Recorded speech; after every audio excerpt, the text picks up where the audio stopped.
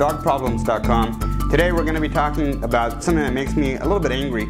Is the difference between using a clicker versus the clicker methodology. At dogproblems.com we use the clicker for training tricks. We do not use the clicker for obedience training or for behavior modification. I feel that the clicker is actually a very dangerous thing because it undermines the relationship between the dog owner or the dog handler and the dog, because it encourages a relationship based on cookie bribery. And that is not a positive thing. It's like if you were trying to raise your kid and only reward him when he did something the right way with a cookie.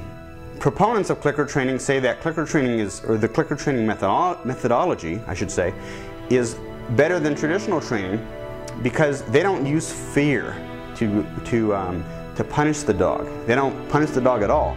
Well, we don't punish the dog either. We correct the dog when he does something wrong, and then we give him the opportunity to do it again. Now, there's a difference between correcting someone, or in this case something, a dog, and punishing something. We never punish dogs. We correct the dog, and then we let him try the behavior again. If he makes the right decision, he gets the praise or the positive. If he does the wrong thing, he gets a correction and then the opportunity to do it again. This is the way Mother Nature works. If we throw a ball into a rose bush, the dog might jump into the rose bush the first time, maybe the second time, but after the third time the ball goes into the rose bush, he's not going to jump into a rose bush again because it doesn't feel good. The dog doesn't harbor any negative feelings towards a rose bush. Hey, try this. Next time you're drinking a hot cup of tea, put the cup of tea down. Your dog will come over and he'll get close to the cup of tea because it smells good, and maybe once he'll try and drink it a little bit and realize that it's hot. More than likely he won't drink it because he realizes it's hot, and he'll walk away. Is the dog going to have any negative associations with tea? No. Is the dog going to immediately run out of the room the next time he sees you drink a cup of tea? No, that's ridiculous. And that's how ridiculous this argument is made by people who are proponents of the clicker training methodology. It is a methodology that is flawed.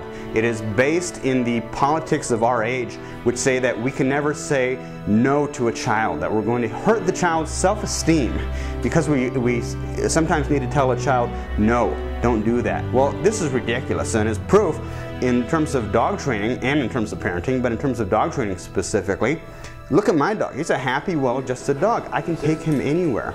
If we were using fear to train our dog, we'd have a very sad dog that looks down at the ground, that would never want to come near me. He'd never want to go out and do training. But what we have is we have a very happy, balanced dog that we can take anywhere. Many proponents of the clicker training methodology will say, oh, well, we're against traditional using the leash and collar to correct a dog, except in the most extreme cases where the dog might need to be put to sleep. Well, let's take a look at that argument for a moment because it's just patently absurd. If something is inhumane, if something is a terrible thing that you should not be doing to a dog, it shouldn't matter under any context. It's inhumane. The dog should just be put to sleep then. So I don't buy this argument either that traditional training or correcting a dog if he does something, he does an unwanted behavior, is something that's bad or wrong. Number one, anybody with common sense can look at the dog and see that we're not using fear. And number two, if it were wrong, if it were inhumane, it shouldn't be used at all, ever. I would never do anything inhumane to my dog. So the next time you hear somebody promoting clicker training or the clicker training methodology, I want you to think about it for a minute and understand that there is a correct way to use clicker training, which is for tricks, and there's an incorrect way, which is for obedience training and behavior modification. So that's our take. Please check out dogproblems.com. Subscribe to our free weekly dog training tips newsletter.